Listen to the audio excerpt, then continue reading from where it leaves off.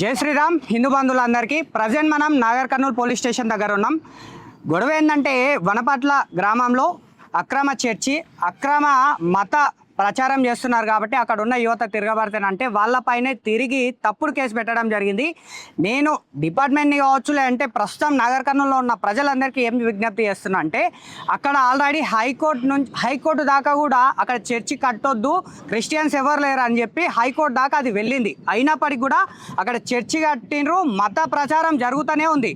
దీన్ని అక్కడ ఉన్న యువత తిరగబడి మాట్లాడితే వాళ్ళపైన కంప్లైంట్ ఇస్తేనంటే ఇక్కడ దాకా వాళ్ళని స్టేషన్ దాకా రప్పియడం జరిగింది. అంటే ప్రశ్నిస్తే కూడా కేసుల పాలు చేయడము, తప్పుడు కేసులు పెట్టడం జరుగుతుంది.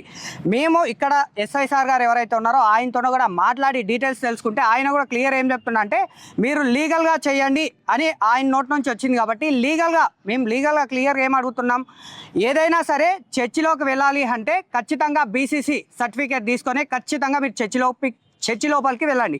బీసీసీ సర్టిఫికేట్ తీసుకోకుండా మీరు చర్చి కట్టడం అని చర్చి లోపలికి వెళ్ళడం కానీ చేస్తే కనుక ఖచ్చితంగా సిటిజన్స్ వైజ్గా మేము 100 డయల్ కాల్ చేసి ఇక్కడ ప్రభుత్వాన్ని మోసం చేస్తున్నారు, ప్రభుత్వాన్ని మోసం చేసి ఎస్సీ కేటగిరీ వైజ్గా జాబ్స్ పొందుతూ క్రిస్టియానిటీలో ఉంటూ విలాసవంతంగా బతుకుతున్నారు అని చెప్పి మేము డిపార్ట్మెంట్కు 100 డయల్కు కాల్ చేస్తాం. లేదంటే డిపార్ట్మెంట్కు మేము ఒక రాతపూర్వకంగా రాసి ఇవ్వడం జరుగుతుంది. మళ్ళీ క్లియర్ ఏం చెప్తున్నా అంటే నాగర్ కర్నూలు జిల్లాలో ఉన్న ప్రతి ఒక్క యువత కూడా హిందూ యువత ఖచ్చితంగా మీ ఏరియాలలో చర్చిలు ఉన్నాయంటే ఆ చర్చి దగ్గర ఖచ్చితంగా ఒక్కసారి నజర్ పెట్టండి. ఎవరైనా బీసీసీ సర్టిఫికేట్ తీసుకోకుండా చర్చి లోపలికి వెళ్తే ఫొటోస్ కానీ వీడియోస్ కానీ తీసుకొని వాళ్ళని డిపార్ట్మెంట్ వైజ్గా లీగల్గా అంటే మనకు ఎస్ఐ సార్ చెప్పినట్టుగానే లీగల్గానే ప్రొసీడ్ అవుతూ మనం ఆ ప్రాసెస్ కంప్లీట్ చేయాలి. ఏ చర్చికి వెళ్ళినా కూడా ఖచ్చితంగా పాస్టర్స్ కానీ అందులో వెళ్ళే ఎవరైతే మతాన్ని స్వీకరించాలనుకుంటున్నారో ఖచ్చితంగా బీసీసీ తీసుకోవాలి. ఇప్పటి నుంచి నాగర్ కర్నూలులో ఎవరైనా బీసీసీ సర్టిఫికేట్ తీసుకోకుండా చర్చిలో ప్రవేశించి ప్రభుత్వాన్ని మోసం చేస్తే ఖచ్చితంగా యువత మేము యాక్షన్ తీసుకుంటాం. డిపార్ట్మెంట్కు సహకరిస్తూనే మేము కూడా యాక్షన్ తీసుకుంటున్నామని చెప్తున్నాం. మా యువత ఎవరైతే దానికి అతిథిగా అంటే పోరాడినరో దానిలో తప్పేం లేదు, 100% తప్పు లేదు.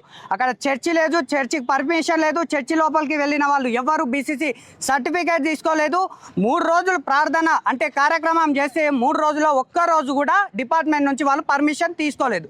యాక్చువల్లీ వినాయక చవితి రోజు ఒక ఉత్సవం చేస్తేనే పర్మిషన్ తీసుకుంటాం. అట్లాంటిది చర్చిలో 3 రోజులు ప్రార్థనలు చేస్తే డిపార్ట్మెంట్ నుంచి పర్మిషన్ తీసుకోవాలి కదా, తీసుకోలేదు.